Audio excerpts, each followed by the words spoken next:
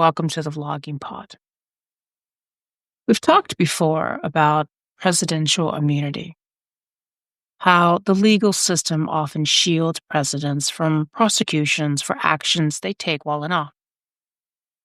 And we broke that down, what that really means for everyday Americans, especially when it seems like justice is always delayed or denied at the highest level. But something happened recently that I think we need to revisit. It wasn't a Supreme Court ruling. It wasn't a big televised trial.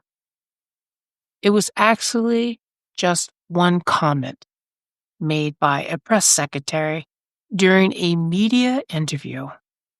And it could open the door to something much, much bigger. Let me explain.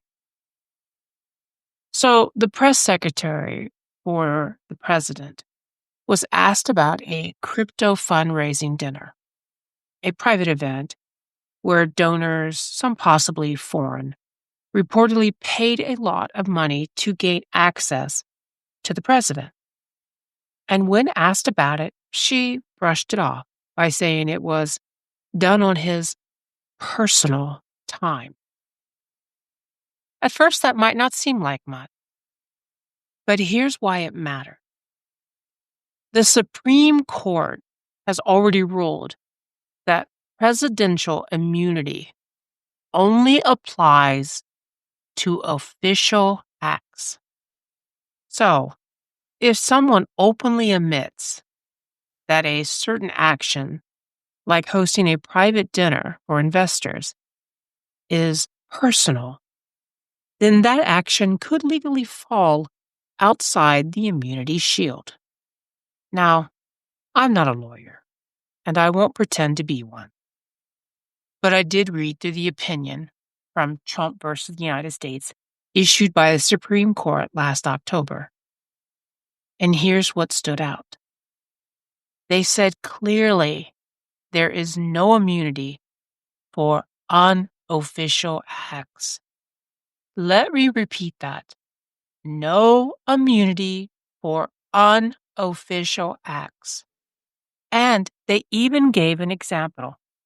A president acting as a candidate or party leader, not as a president, might be speaking in a personal capacity. That's a big deal. But if he's acting in a personal capacity, and if someone can prove that the actions were not part of his official duties, he can be prosecuted. So when his own team labels his crypto dinner as personal time, that might have been a big mistake.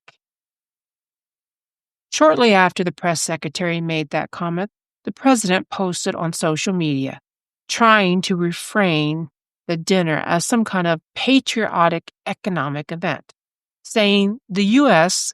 was dominating in crypto, that sort of thing. But here's the thing. The law doesn't care about your tweet after the fact. It looks at what actually happened. Who was in the room? What money exchanged hands? What was promised? That's what matters. And if this dinner really was a private event with financial transactions tied to access, that might fall squarely into the category of unofficial conduct. Now, here's the bigger question. If the DOJ won't act, and let's be honest, they've been slow and cautious, could the states take the lead? The answer is yes. We've seen it before with New York and Georgia. State prosecutors can absolutely take on cases that the federal government ignores, especially if state laws were broken. What's tricky here is that for the Supreme Court to step back in and revisit immunity or clarify further, there usually has to be a case first. That means someone, whether it's a state AG or an independent prosecutor, has to make a move, file a charge, and bring this issue forward. Could this crypto dinner be that case? Maybe, especially now that it's on record that this wasn't presidential time. It might just be enough to push someone in power to act. Look, I know this can feel like a lot, and I know some people might think we're digging too deep or getting too hopeful about technicalities. But that's how accountability happens, in the details.